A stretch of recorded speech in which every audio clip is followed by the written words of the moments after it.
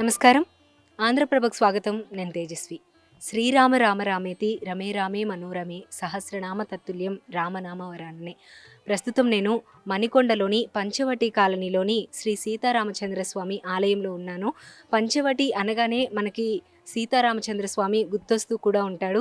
అయితే ఈ ఆలయం కూడా అదే ఉద్దేశంతో పంచవటి అనే కాలనీ ఉండడం వల్ల ఇక్కడ రామచంద్రుల వారు కొలువై ఉంటే బాగుంటుంది అనే ఉద్దేశంతో 2019వ సంవత్సరంలో ఈ సీతారామచంద్రస్వామి యొక్క ఆలయాన్ని అయితే నిర్మించడం జరిగింది అని చెప్తున్నారు. ఆలయం దగ్గరికి రాగానే మనకి ఎంట్రన్స్లోనే బయట స్వామివారు దర్శనమిస్తూనే ఉన్నారు.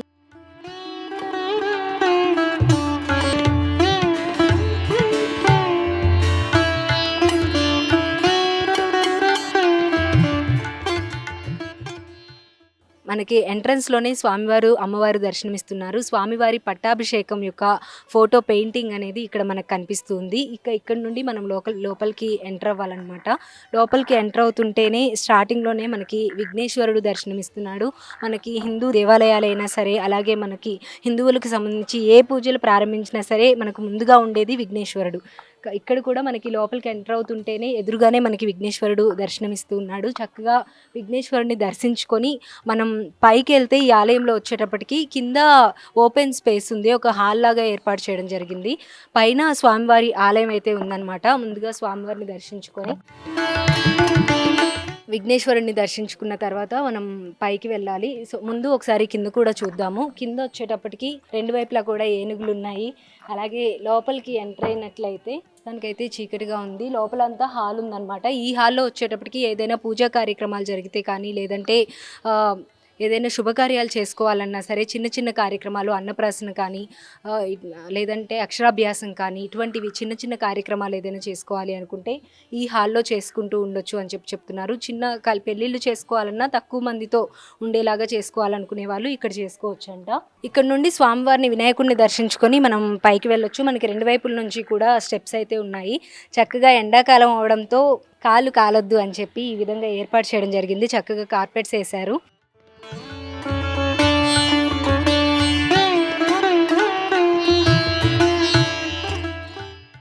అసలు పైకి ఎంటర్ అవుతుంటేనే ఎంతో పీస్ఫుల్గా ఉంది. సిటీలో ఉన్నామనే కానీ సిటీ అనే ఫీల్ రావడం లేదు. చాలా ప్రశాంతంగా ఉందని చెప్పాలి. మొత్తం చుట్టూ కూడా ఓపెన్ స్పేస్ ఉందన్నమాట. మనం ప్రదక్షిణలు చేసుకునే విధంగా ఏర్పాటు చేయడం జరిగింది. ప్రదక్షిణలు చేసేటప్పుడు కూడా ఈ కాళ్ళు కాలొద్దు అనే ఉద్దేశంతో ఎండాకాలం అవడం వల్ల మొత్తం అంతా కూడా కార్పెట్స్ కూడా వేశారు. సో ఇటు నుండి మనం ప్రదక్షిణ చేసుకున్న తర్వాత లోపలికి ఎంటర్ అవ్వచ్చు. మనకి లోపలికి ఎంటర్ అవగానే ఇక్కడ ధ్వజస్తంభం దర్శనం ఇస్తూ ఉంది స్వామివారిది. ఈ ఆలయంలో ముఖ్యంగా ప్రత్యేకత వచ్చేటప్పటికి ఏంటంటే సీతారామచంద్ర స్వామివారు అచ్చం మనకి భద్రాచలంలో ఏ విధంగా అయితే ఉంటారో అదే విధంగా ఇక్కడ ఆలయాన్ని అయితే ఏర్పాటు చేయడం జరిగింది. అయితే లోపల వచ్చేటప్పటికి మనకి మూల విరాట్ కూడా సేమ్ మనకి భద్రాచలంలో రాములు వారు ఏ విధంగా అయితే దర్శనమిస్తారో అదే విధంగా దర్శనమిస్తారు. 2019వ సంవత్సరంలో ఈ ఆలయాన్ని నిర్మించినప్పుడు ఆలయం యొక్క ప్రతిష్టాపన కార్యక్రమాన్ని అయితే శ్రీ శ్రీ శ్రీ త్రిదండి చిన్నజీయర్ స్వామి వారి చేతుల మీదుగా ఈ ప్రతిష్టాపన కార్యక్రమం అనేది చేయడం జరిగింది. లోపలికి వెళ్తే కనుక మనకి ఎదురుగా స్వామివారు దర్శనమిస్తూ ఉంటారు. స్వామివారికి ఎదురుగానే మనకి ఇక రాముల వారు ఎక్కడుంటే అక్కడ ఆంజనేయ స్వామి కూడా తప్పకుండా ఉంటారు. కాబట్టి ఆంజనేయ స్వామి కూడా మనకి ఎదురుగానే, ఇక్కడ స్వామివారి మూల విరాట్కి ఎదురుగానే ఆంజనేయ స్వామి కూడా దర్శనమిస్తూ ఉంటారనమాట.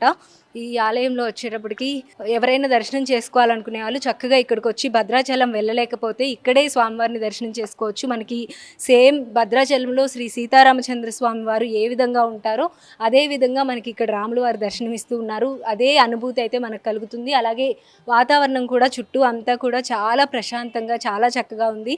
ఈవినింగ్ టైంలో అయినా ప్రశాంతంగా వచ్చి ఇక్కడ మెడిటేషన్ చేసుకోవాలన్నా, స్వామివారిని దర్శించుకోవాలన్నా చాలా కూల్గా ఉందన్నమాట. అలాగే ఇక్కడ పూజా కార్యక్రమాలు వచ్చేటప్పటికి అసలు ఏ విధంగా జరుగుతాయి, గుడికి సంబంధించిన మరిన్ని విశేషాలని మనతో పంచుకోవడానికి మనతో పాటు ఉన్నారు ఆలయ ప్రధాన అర్చకులు దిలీప్ గురువు గారు. ఆయనతో మాట్లాడదాము. నమస్కారం గురుగారు. గురువుగారు, లోపలికి వచ్చి స్వామివారిని దర్శించుకోగానే సేమ్ భద్రాచలంలో రాముల వారిని దర్శించుకుంటే ఎటువంటి అనుభూతి అయితే కలుగుతుందో అలానే అనిపించింది.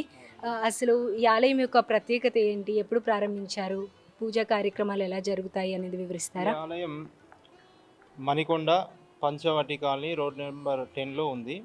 ఈ ఆలయం 2019లో నిర్మాణం జరిగింది. 2019లో శ్రీ త్రిదండి చిన్న శ్రీమన్నారాయణ రామానుజ జీయర్ స్వామివారి కర కమలములతో ప్రతిష్టా కార్యక్రమం ఎంతో చాలా బ్రహ్మాండంగా జరిగింది. అప్పటి నుంచి కూడా బ్రహ్మోత్సవాలు అయితేనేమి, పవిత్రోత్సవాలు, అధ్యయనోత్సవాలు ఇట్లాంటి పూజా కార్యక్రమాలు ఎంతో ఘనంగా ఈ యొక్క దేవాలయంలో జరుగుతున్నాయి. గురుగారు మనకి రాముల వారు అంటేనే ముందుగా అందరికి గుర్తొచ్చేది శ్రీరామనవమి ఉత్సవాలు. ఆ ఉత్సవాలు ఏ విధంగా జరుగుతాయి? చాలా బాగా జరుగుతాయండి. ఇక్కడ మొన్ననే మనకు శ్రీరామనవమి రోజు ఎంతో ఘనంగా జరిగింది. చాలామంది వచ్చారు. దాదాపుగా 5,000-6,000 మంది వచ్చారు. ఈ 6,000 మందికి కూడా అన్నదాన కార్యక్రమం జరిగింది. అన్నదాన కార్యక్రమము, తర్వాత శీతలము, పానకం అంటారు. పానకము, వడపప్పు ఇవన్నీ కూడా అందరి భక్తులకు అందించారు మన కమిటీ వాళ్ళు. చాలా కృషి చేశారు అందరూ కూడా. కమిటీ వాళ్ళందరూ కూడా ముందుకొచ్చి చాలా బ్రహ్మాండంగా ఆ యొక్క కళ్యాణ మహోత్సవం చాలా బాగా జరిగిందండి. అలాగే ఇంకా రాములు వారు అనగానే మనకు ఆంజనేయ స్వామికి స్పెషల్గా చూడక్కర్లేదు, ఆయన తప్పకుండా ఉంటాడు అక్కడే. ఆంజనేయ స్వామికి సంబంధించి పూజా కార్యక్రమాలు ఏ విధంగా జరుగుతాయి? ఆంజనేయ స్వామి దేవాలయంలో ప్రతి శనివారము, మంగళవారము వడమాల పూజ, తర్వాత తమలపాకులతో అర్చన స్వామివారికి జరుగుతుంది. భక్తులు కూడా చాలామంది వస్తారు. ప్రతి మంగళవారము, ప్రతి శనివారం కూడా ఈ యొక్క తమలపాకు పూజలు, తర్వాత వడమాల పూజలు కూడా జరుగుతాయి. మనకు మొన్ననే హనుమత్ విజయోత్సవం జరిగింది. హనుమత్ విజయోత్సవం రోజు కూడా స్వామికి పంచామృతాలతో అభిషేకము చాలా బాగా జరిగిందండి. ఇప్పుడు రేపు జూన్ 1కు మళ్ళీ హనుమతు జయంతి, ఆంజనేయ స్వామి జయంతి. ఇప్పుడు మొన్న మొన్న జరిగింది ఏంటి, చిన్న జయంతి అంటారు. ఇప్పుడు వచ్చేది పెద్ద జయంతి. అంటే కృష్ణ గోదావరి మధ్యలో ఉన్నటువంటి ప్రాంతీయులంతా కూడా ఇప్పుడు వచ్చేటువంటి వైశాఖ బహుళ దశమి రోజు హనుమత్ జయంతి జరుపుకుంటారు. ఆ రోజు కూడా చాలా బాగా జరుగుతుంది. అయితే మనకి ఆలయం ఉదయం ఏ టైంకి ఓపెన్ చేస్తారు, మళ్ళీ ఏ టైంకి క్లోజ్ అవుతుంది?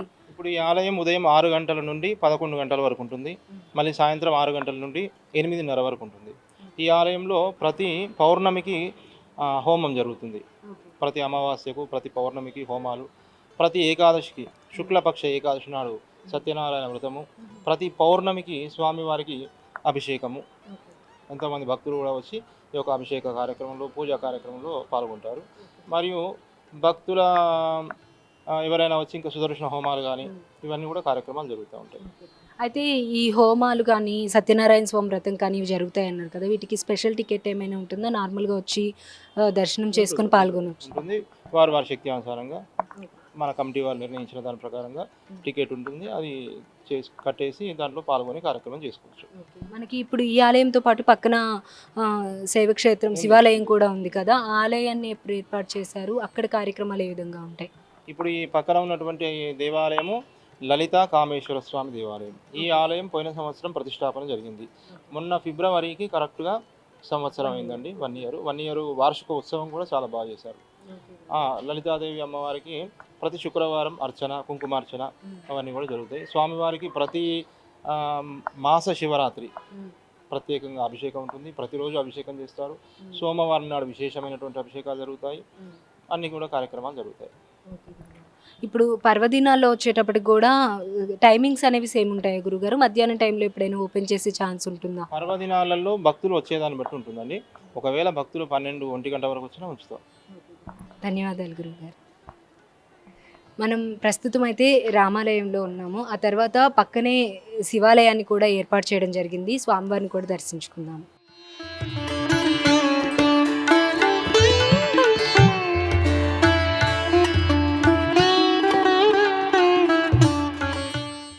మనం రాముల వారిని దర్శించుకొని ముందుకి రాగానే పక్కనే శివాలయం కూడా ఇక్కడ ప్రతిష్ఠించబడి ఉందన్నమాట. స్వామివారికి మనం లోపలికి ఎంటర్ అవగానే స్వామివారి ధ్వజస్తంభం అనేది దర్శనమిస్తుంది. ఈ ఆలయం వచ్చేటప్పటికి శ్రీ లలితా సమేత కామేశ్వర స్వామి ఆలయం. లోపలికి ఎంటర్ అవుతుంటేనే స్వామివారు అమ్మవారు ఎంతో దేదీప్యమానంగా వెలుగుతున్నారని చెప్పాలి. ఎంతో చక్కగా స్వాగతిస్తున్నట్టు, అమ్మవారు బ్లెస్సింగ్స్ ఇస్తున్నట్టు కనిపిస్తూ ఉందన్నమాట. లోపలికి వెళ్ళి స్వామివారిని దర్శించుకుందాం పదండి. ఇక్కడ కూడా మనకి లోపలికి రాగానే విఘ్నేశ్వరుడు దర్శనం ఇస్తున్నాడు. ఇక శివాలయం అనగానే ఆయన కుమారుడు కాబట్టి తప్పకుండా విఘ్నేశ్వరుడు తప్పకుండా దర్శనమిస్తాడు. అలాగే సుబ్రహ్మణ్య స్వామి కూడా ఉన్నారు. ఇద్దరు సుబ్రహ్మణ్య స్వామి, అలాగే విఘ్నేశ్వరుడు, అలాగే పరమేశ్వరుడు, అమ్మవారు నలుగురు కూడా ఈ ఆలయంలో మనకి దర్శనమిస్తూ ఉన్నారనమాట. రాగానే నందీశ్వరుడు ఉన్నాడు.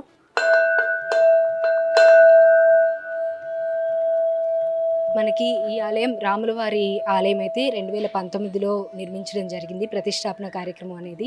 ఈ ఆలయం వచ్చేటప్పటికి గత సంవత్సరమే ప్రతిష్టాపన కార్యక్రమం అనేది జరిగిందంట. ఈ మధ్య కాలంలోనే సంవత్సరం గడిచి ఆ కార్యక్రమాలు కూడా ఏర్పాటు చేశారు అని చెప్తున్నారు. ఉత్సవాలను కూడా జరిపించడం జరిగింది. ఇక స్వామివారికి వచ్చేటప్పటికి పూజా కార్యక్రమాలు అనేవి ఎంతో చక్కగా జరుగుతూ ఉంటాయి. అలాగే ఇక అమ్మవారు అంటేనే శుక్రవారం రోజు ప్రీతికరమైంది కాబట్టి అమ్మవారికి ఆ రోజున లలిత సహస్రనామ స్తోత్రాలు ఇవన్నీ కూడా జరుగుతూ ఉంటాయంట. ఈ పూజా విధానాలు ఏ విధంగా జరుగుతాయి, ఏ పర్వదినాల్లో ఎలా జరుగుతాయి అనేది ఇక్కడ గురువుగారిని కూడా అడిగి తెలుసుకుందాం.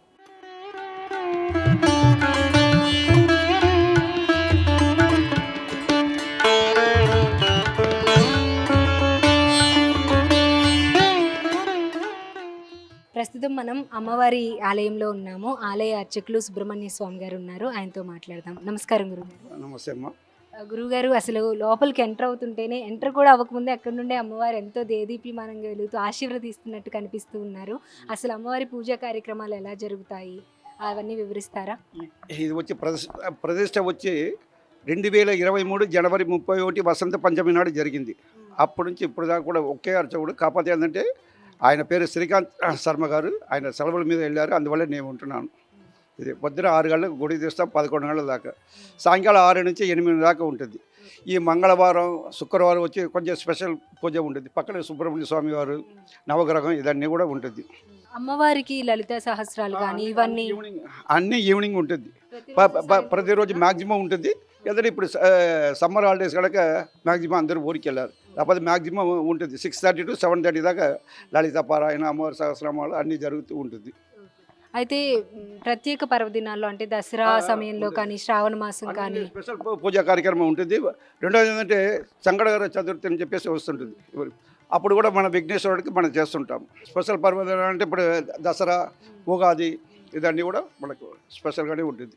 అంటే ప్రత్యేక పర్వదినాల్లో ఏమైనా టైమింగ్స్ అవి చేంజ్ అవుతుంటాయా? ఒక 1 hour కూడా ఎక్స్ట్రా ఉంటుంది. ఒకసారి అంటే 1 o'clock 1:30 దాకా కూడా ఉండాల్సి వస్తుంది. ఎందుకంటే స్పెషల్ డే కదా. ఇప్పుడు మన శ్రీరామనవమికి 2 గంటల దాకా ఉన్నాము, అలా ఉండవలసి వస్తుంది. మీరు ఎప్పుడు వచ్చి మీరు ఏ కోరిక కోరుకున్నా కూడా నెరవేరుతుంది. కోరిక కోరుకుందని మనం దానికి తగినట్టు ప్రయత్నం చేయాలి. పంతులు గారు చెప్పేసి అని చెప్పేసి ఇంటిగారి దగ్గర పడుకుంటే ఏం నెరవేరదు. ఏదో అమ్మవారికి ఏదో వాట్సాప్ మెసేజ్ పెట్టేస్తే కాదు కదా.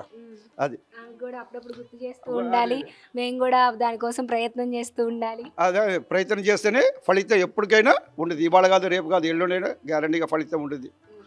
అదే నేను చెప్పినట్టు ఎంటర్ అవుతుంటేనే ఆహ్వానిస్తున్నట్లు, ఆశీర్వదిస్తున్నట్లు అట్రాక్టివ్ గా ఉంది. అవును. ఇదంటే ప్రతిష్టా కార్యక్రమం. ప్రతిష్టా కార్యక్రమంలో నేనే ఉన్నాను. ఆయన పేరు కూడా తెనాలి సుబ్రహ్మణ్యం గారు వచ్చి ప్రతిష్టా కార్యక్రమం చేశారు. మొన్న కాశీలో కూడా ఆయన చేశారు.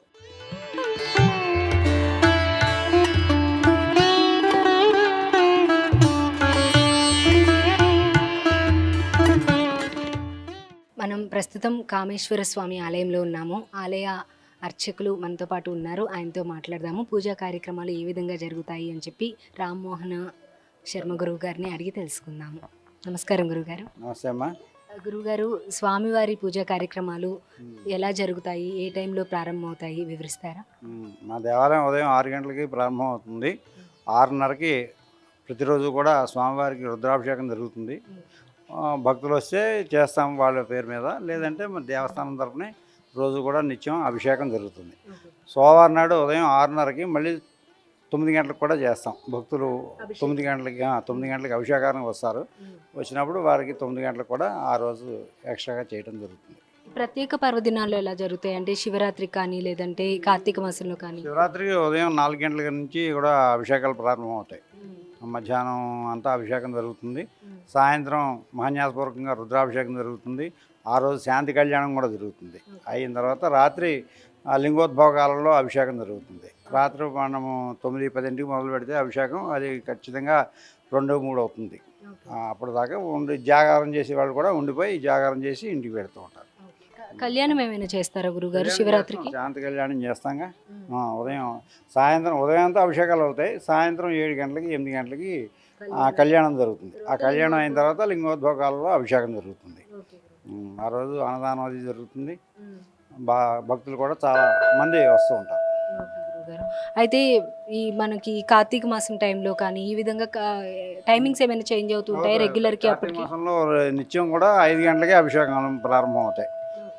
మా 11, 12 కూడా అవుతుంది. ఒక్కొక్కసారి కార్తీక సోమవారం అయితే మధ్యాహ్నం 1 గంట కూడా అవుతుంది. అభిషేకాలు బాగా చేయించుకుంటారు, భక్తులు బాగా మంది వస్తారు. అలాగే మనకి ఇక్కడ అమ్మవారు స్వామివారితో పాటుగా సుబ్రహ్మణ్య స్వామి అలాగే వినాయకుడు ఉన్నారు. నవగ్రహాలు కూడా ఉన్నాయి. నవగ్రహాలకి అక్కడ ఏమైనా స్పెషల్ పూజలు ఏమైనా ఉంటాయా? శని త్రయోదశి రోజునే స్వామివారికి శనేశ్వరుడికి అభిషేకం జరుగుతుంది, తైలాభిషేకాలు జరుగుతాయి. ఆ శని త్రయోదశి అని చెప్పి మనకి ప్రతి మాసంలో కూడా త్రయోదశి వస్తుంది. శనివారం నాడు కలిసి వచ్చినటువంటి త్రయోదశిని శని త్రయోదశి అంటారు. ఇది ఇలాగ సంవత్సరంలో ఒక 4-5 సార్లు వస్తూ ఉంటాయి. అవి వచ్చినప్పుడల్లా కూడా భక్తులు చాలామంది వచ్చి చేయించుకుంటూ ఉంటారు. ఇక్కడ పక్కనే లలితాదేవి అక్కడ రోడ్ నెంబర్ 26లోనే అక్కడ ఉండేవారు చిన్న అమ్మవారు. ఆవిడని తీసుకొచ్చి ఇక్కడ ప్రతిష్ఠ చేశారు. అదే టైంలో ఈ ప్రతిష్ట సంవత్సరం నిండింది. మొన్న మాఘమాసంలో సంవత్సరం కంప్లీట్ అయింది. వార్షికోత్సవాలు అయ్యాయి మొన్న మాఘమాసంలో. అప్పటి నుంచి కూడా బాగా జరుగుతాయి. ఇక్కడ పూజలు అవి బాగా జరుగుతాయి. కమిటీ వారు కూడా చాలా సహకరిస్తారు. ప్రజలందరినీ కూడా చక్కగా చూసుకుంటారు. వాళ్ళకి కావాల్సినటువంటి కార్యక్రమాలకు కావాల్సినటువంటి వసతులన్నీ కూడా కల్పిస్తారు. ఎవరు కూడా ఇబ్బంది పడి వెళ్ళేది ఏం లేదు. అందరికీ చాలా బాగా చూసుకుంటారు కమిటీ వారు. ధన్యవాదాలు గురుగారు. ఇది అనమాట. మొత్తానికైతే మనకి ఇటు ఒకవైపును చూసుకుంటే శ్రీ సీతారామచంద్ర స్వామి ఆలయం, మరోవైపు పక్కకి రాగానే మనకి పరమేశ్వరుడు అలాగే లలితాదేవి దర్శనమిస్తూ ఉన్నారనమాట. లోపలికి ఎంటర్ అవుతుంటేనే స్వామివారు దర్శనమిస్తూ ఉన్నారు. అలాగే సుబ్రహ్మణ్య స్వామి కానీ మనకు వినాయకుడు కానీ దర్శనమిస్తూ ఉన్నారు. పర్వదినాలని అనుసరించి ఏ రోజు ఏ దేవుడికి ప్రత్యేక పూజా కార్యక్రమాలు అనేవి ఉంటాయో ఆ రోజున ఆ కార్యక్రమాలు అనేవి అలా జరిపిస్తూ ఉంటారు. అలాగే ఇక్కడ నవగ్రహాలు కూడా ఉన్నాయి. ఒకసారి మనం అక్కడికి కూడా వెళ్దాము.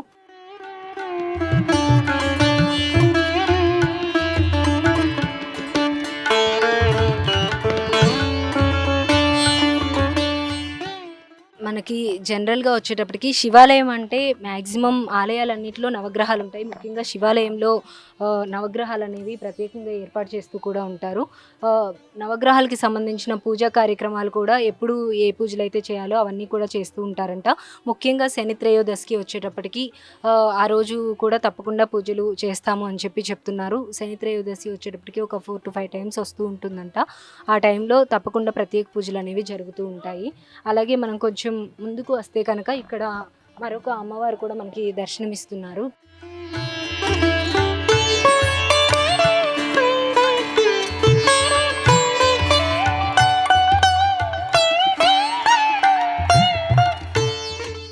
అక్కడ రోడ్ నెంబర్ 26లో ఉండేవారట. అక్కడి నుంచి తీసుకొచ్చి ఇక్కడ ప్రతిష్ఠ చేశారు అమ్మవారిని. ఇది చిన్న విగ్రహంగా ఉందని ఇంకా పెద్ద విగ్రహం మనం మూల విరాట్లో పెట్టారు. ఈ అమ్మవారిని ఇక్కడ ప్రతిష్ఠ చేశారు. ఇక్కడ పూజా కార్యక్రమాలు ఇక్కడ ఏమైనా స్పెషల్గా జరుగుతాయా? ఇక్కడ ప్రతి శుక్రవారం కూడా అమ్మవారికి పంచామృతాలతో అభిషేకం జరుగుతాయి.